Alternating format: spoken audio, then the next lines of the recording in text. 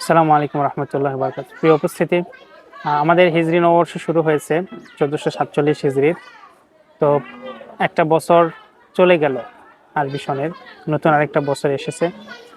তো বিগত বছর যখন চলে যায়, নতুন বছর আসে, তখন অ্যাজ এ মুসলমান হিসেবে আমাদের সর্বপ্রথম যে দায়িত্বটি পড়ে বা গুরুত্বপূর্ণ বিষয় হয়ে দাঁড়ায়, সেটা হচ্ছে মুহাসাবা।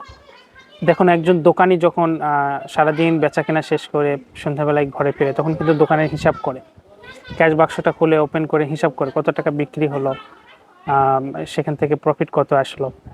সাপ্তাহিক হিসাব করে, দিনে হিসাব করে, পাক্ষিক হিসাব করে, মাসিক হিসাব করে, একজন ব্যবসায়িক হিসাব করে, সবাই হিসাব করে। জীবনেরও তেমন একটা হিসাব আছে, থাকা উচিত, দরকার।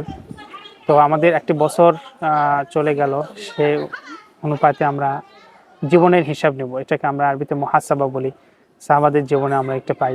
হযরত ওমর রাদিয়াল্লাহু তাআলা আনহু বলেছিলেন, হাসিবু ক্বাবলা আন তুহাসাবু। তোমরা তোমাদের হিসাব নেওয়ার আগে নিজেদের হিসাব নিয়ে নাও। তো চলুন, এই হিজরি নববর্ষের শুরুতে আমরা পিছনের বছরের হিসাবটা নিয়ে নতুন জীবন শুরু করি। আমরা যখন দৈনন্দিন জীবন যাপন করি, তখন ব্যস্ততার এই জীবনে পরিবারের সাথে যখন থাকি, আমাদের কাছে তখন আমরা তখন মুহাসাবাটা ভুলে যাই।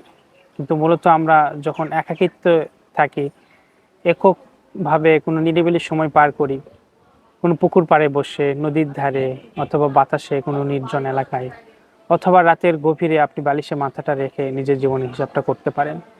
নিস্তব্ধ, নিরিবিলি, নিঃশব্দ, কোলাহল মুক্ত কোনো একটা পরিবেশে থেকে আমরা নিজেদের জীবনের হিসাব নিতে পারি। জীবনের সবচেয়ে ভালো যে কাজটি করেছি যদি তালিকায় পাই, সেটার জন্য আল্লাহ শুকরিয়া করব।